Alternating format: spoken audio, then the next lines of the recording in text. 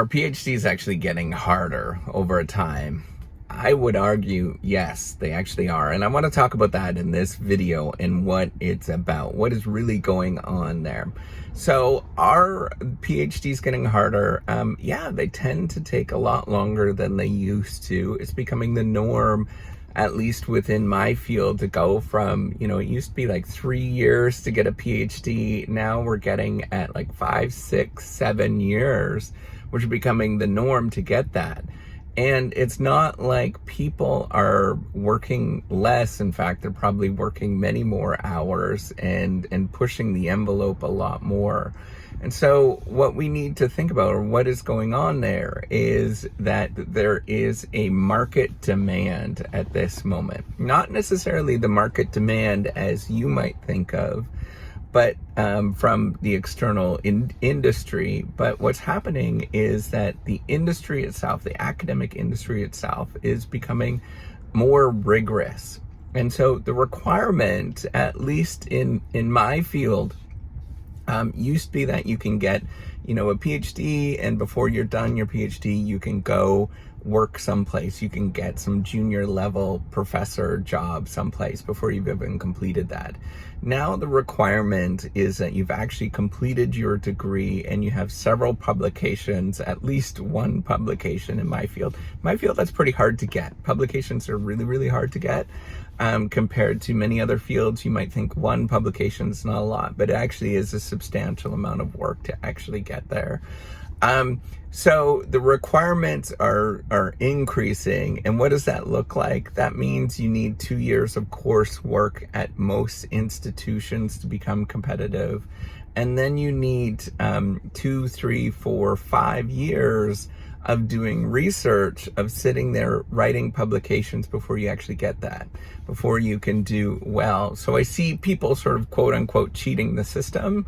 And what they do is they either do research before they get into the program, or they extend it in some various different ways to do postdocs and those kind of things. But and in fact, I did a postdoc. That's the requirement in terms of what the expectation is that it's becoming increasingly more challenging to get an academic job. But not only that, the science itself is becoming a lot more rigorous. And this has been going on for years. This is not anything new. This is not like, a big, scary thing. But science has been getting more rigorous every single year. And the reason is we're learning things. We are learning all sorts of stuff.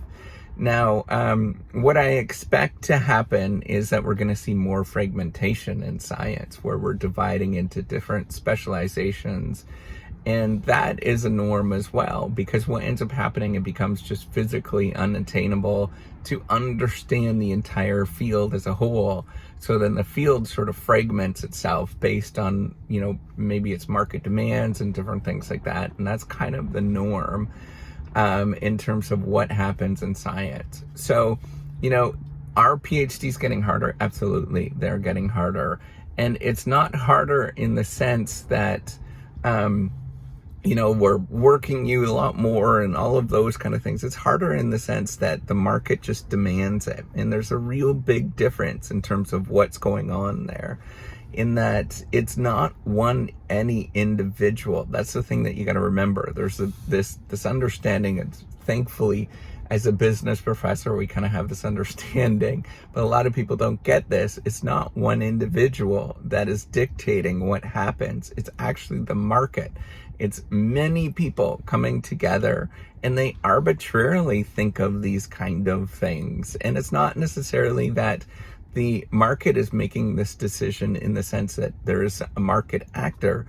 It's people that look to see at how other people are competitive, and then what you're doing is pulling the top 100 people, and those top 100 people get jobs immediately, and then it goes down that sort of order until the next person actually gets it. And it just happens that those 100 people just tend to perform better. They have, quote unquote, outside performance that looks, or observable performance that makes them look better. Now, it doesn't mean that those individuals are better, that they have more underlying skills and all those kind of things. That could be the case for some of those individuals. But many of them, they're lucky, they're fortunate, they get into the right program, all these kind of things that play in matter, and then they end up getting publications and those kind of things that allow them to get jobs. But for the most part, the field as a whole, because of competition, there's more people that are doing it. There's more resources that are available. The amount that the market, in the sense of the academic market, the institutions are willing to pay are higher than it used to be. And the reason is that we actually discover things, we find things, and we know all sorts of things that is important. They have actual merit. So then universities are wanting to pay those individuals. Imagine the university system, the academic system, as if it's like recruiting for the NBA or, any sports league. It's the same thing, or coaches, all of those kind of things where you're vying for premium talent. Well, those premium talent are paid a lot, but there's not a lot of premium talent that exists, right? And so because of that, there's a lot of pay for those people, but just not a lot of positions that are opened up. So it's not like this big conspiracy. It's just what happens, and it's an evolving nature. And I can't see this turning back.